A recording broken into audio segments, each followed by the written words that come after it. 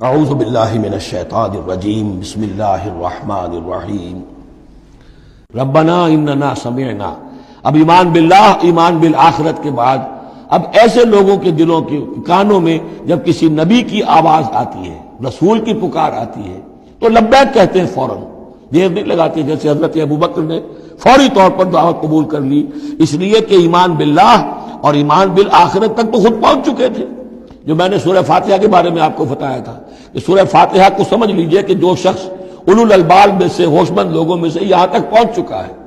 اپنی سلامتی طبع، سلامتی عقل، سلامتی فطرت کے نتیجے میں اللہ کو پہچان لیا، آخرت کو پہچان لیا، اب اس کے بعد رسالت، اہدنا الصراط المستقیم۔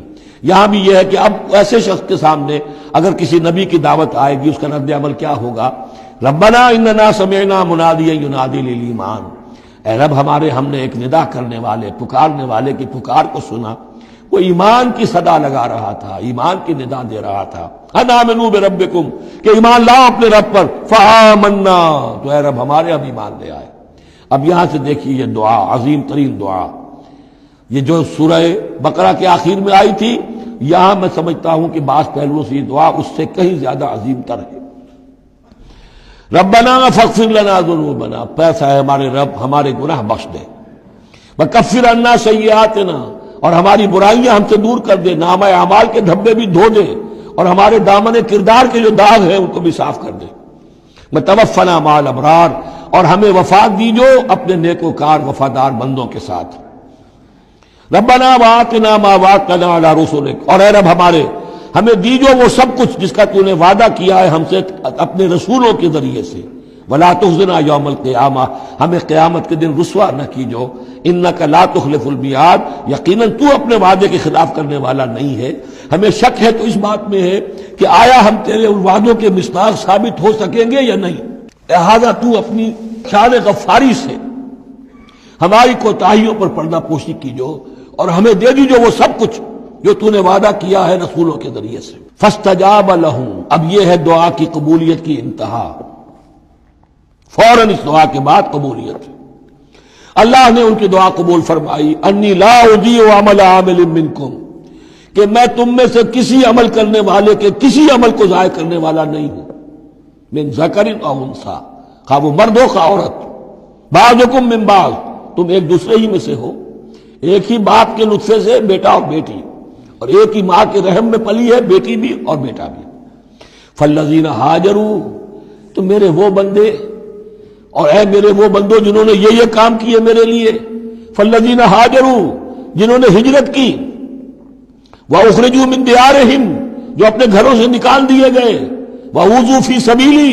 جنہیں میری راہ میں ایذائیں پہنچائی گئیں، وقاتلوا، اور انہوں نے میری راہ میں جنگ کی، وقتلوا، جانیں بھی دے دی، قتل ہو گئے،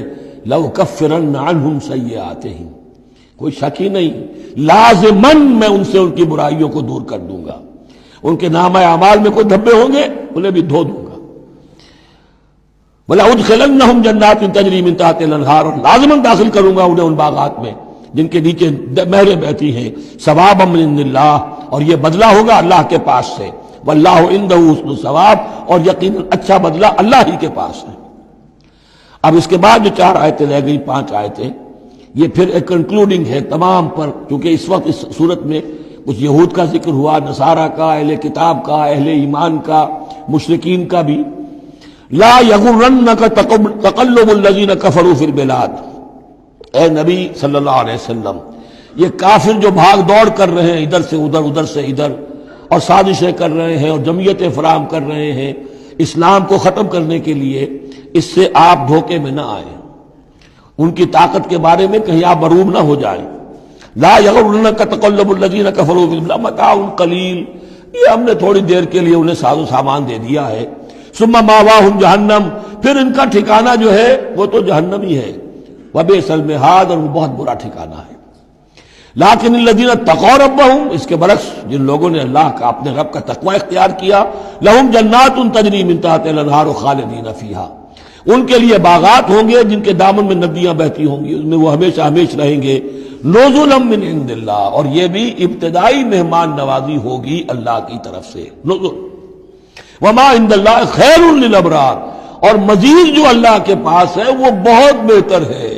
نیکوکار لوگوں کے لیے۔ یہ نوٹ کر لیجئے، جو میں نے وہ حدیث کے الفاظ بار بار سنائے کہ جنت کی اصل نعمتیں وہ ہے ما لا عین رات ولا اذن سمعت وما خطر علی قلب بشر۔ یہ جو کچھ قرآن میں ذکر ہے یہ نزل ہے، ابتدائی مہمان نوازی ہے۔ وَإِنَّ مِنْ أَهْلِ الْكِتَابِ لَمَن يُؤْمِنُ بِاللَّهِ وَمَا أُنزِلَ إِلَيْكُمْ، اور اہل کتاب میں وہ بھی ہیں، اچھے لوگ بھی ہیں